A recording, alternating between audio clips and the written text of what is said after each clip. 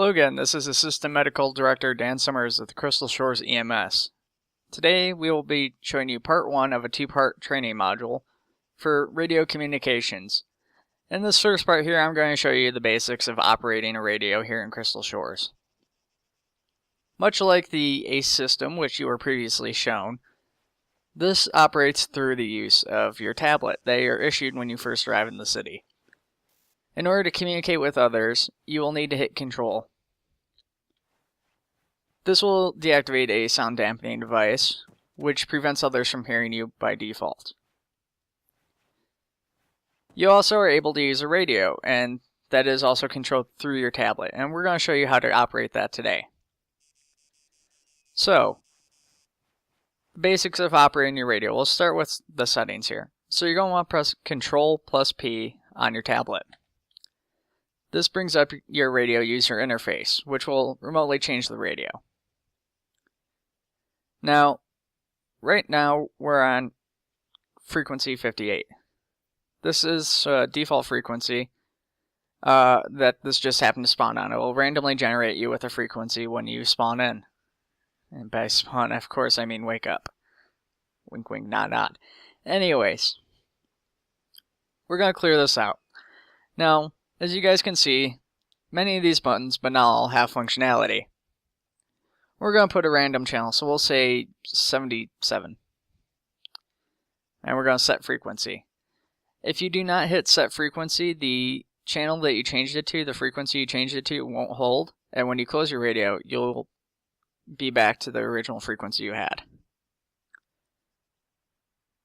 You're able to change channels, which will have different frequency set on them as well, by using this button or using your number pad on your tablet.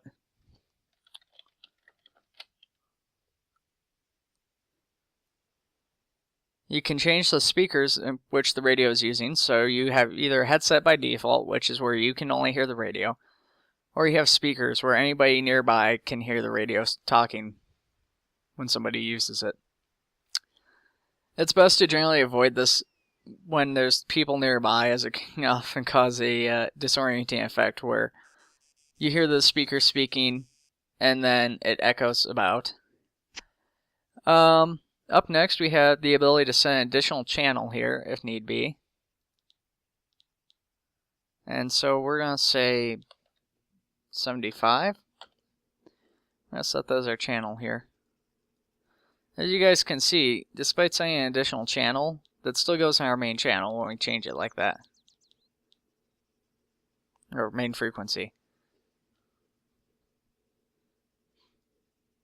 And you can choose where you hear the stereo from, so only left ear, right ear, or left and right, which is, of course, the default.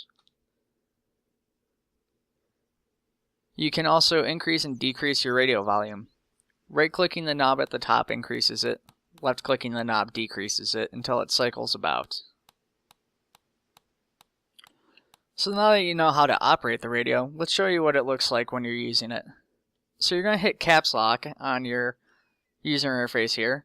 As you guys can see, I am now transmitting over the radio on frequency 75, channel 1.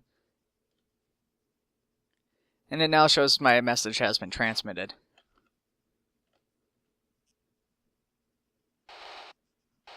So, be wary that once in a while the radio can be stuck open and people might be able to hear you. So there's something to watch out for. It doesn't happen very often, but it can happen. Now, during the course of your time as an EMS, there will be situations where you may have to travel long distances in order to save a patient. Now, we plan to have units stationed throughout Crystal Shores County, but sometimes, due to a lack of personnel, you may have to make long-distance rescue missions. Let's say that you're stationed on Crystal Shores Beach, and you get a call out to Youngstown, which is way up here in the northeastern part of the county. Well, how are you going to communicate with command or dispatch if they're down here in Crystal Shores Beach or the main city of Crystal Shores? You use your long-range radio. The short-range radio will come across as static at that range. However, all of our apparatus, the ambulances and the engines, come with long-range radios. Now, we'll show you the settings for that first once again, and then we'll get into the operational use of it. So, like the long-range radio, or the standard short-range radio, you want to hit Alt-P to pull up the settings for the long-range radio. Now, as you guys can see, there's no knobs at the top. All functionality has been placed on the buttons here. So we're going to set to the same frequency that we set our short range to. You can also set additional channels, increase volume, decrease volume, stereo settings, channel settings, clearing your frequency. So, in certain situations, you may have a long-range radio and a short-range radio. In those scenarios, you should have the option to pick which radio you're choosing to edit, and which one you're choosing to use as your primary.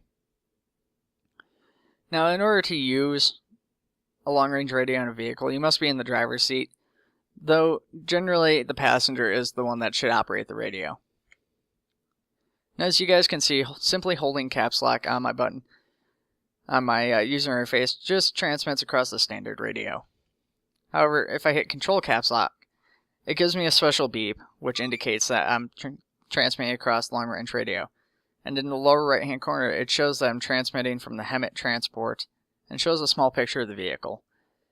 The beep you heard when I first started transmitting is actually goes across the radio when you transmit, so anybody you speak with knows you're talking on a long-range radio, as long as you listen for the beep.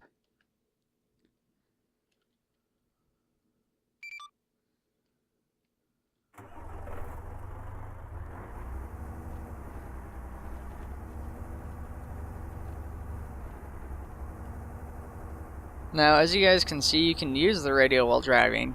However, it is advised that you don't do this for safety reasons, as it can be difficult to manage your tablet as well as drive safely. So try to limit radio use to only when you arrive on scene.